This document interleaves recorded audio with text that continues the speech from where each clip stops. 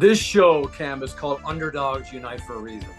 I shouldn't be able to do any of the things I can do. Throw a ball, hit a ball, anything. They counted me out in Ireland, said I'd never play sports. I'd never speak to people. I'm doing a lot of that.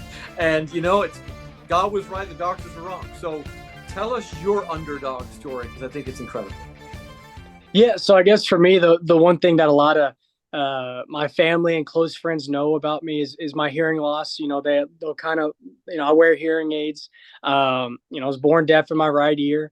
I don't know what it was. I mean, I'm a triplet, and that might have been from it. I took my sister's height, and she took my ears, and we all kind of one of those things. But that was something I just was born with, and kind of got away with it growing up. We did the hearing test in school, and I always passed them. But I knew something was wrong with my ear. And my mom was, the school was like, "Hey, he's passing his exam." And, I was like, "Mom, she's sitting right in front of me. I can watch her push the button." I don't, I didn't want to be the kid with hearing loss. I didn't. And, it wasn't until high school that, well, I guess before that, I was in speech classes, kind of getting my speech. I was in those classes in between in elementary school, just trying to learn how to pronounce words correctly. And I had some speech impediment a little bit, which is kind of ironic now that my job requires me to talk to a lot of people, which I love. But then come high school, warming up before a game, overthrow, errant throw hit me in my left ear. And I remember going down and touching my ear, and I could see a little blood, and I was like, "That's not good."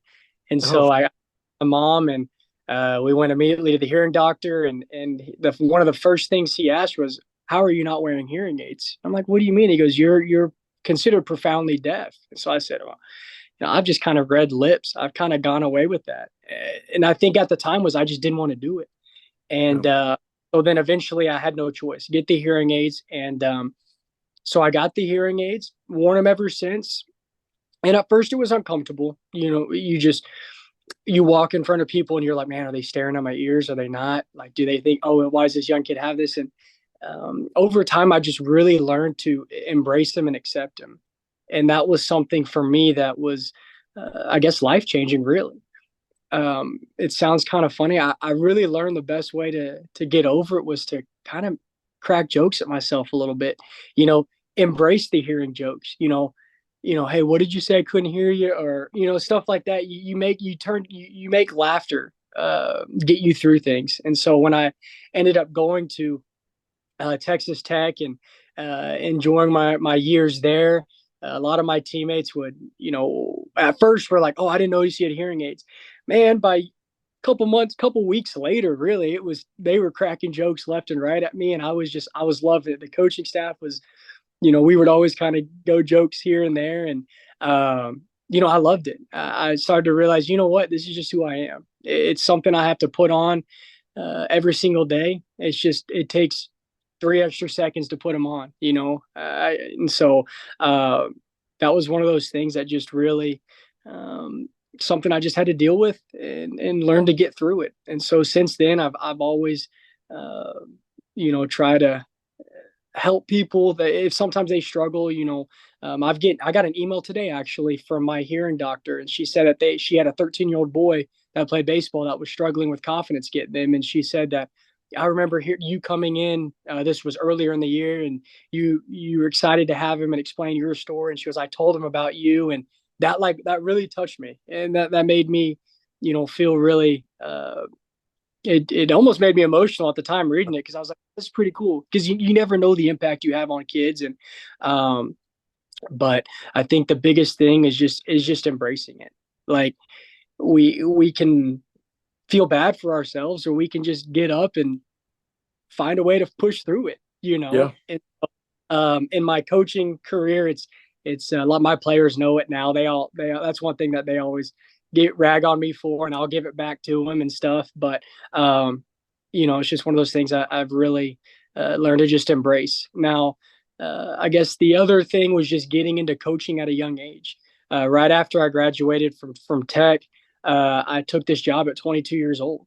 Being a young college coach, has ups and its downs. And a lot of it was, you're immediately looked on because you're young, you're a kid.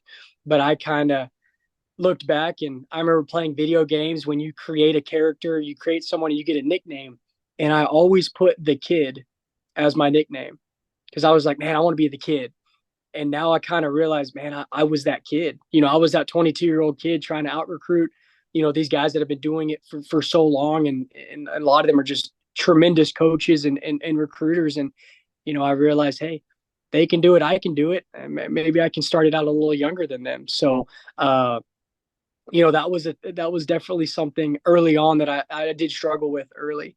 You know, it's frustrating, right? When you can't get a kid, or you get out, someone out recruits you on a kid, and you learn to. It goes back to the old, you're going to feel bad for yourself, or you're going to do something about it. And so I just really, talk around and ask other coaches on how they do things, and just kind of, you pick the good and you get rid of the bad.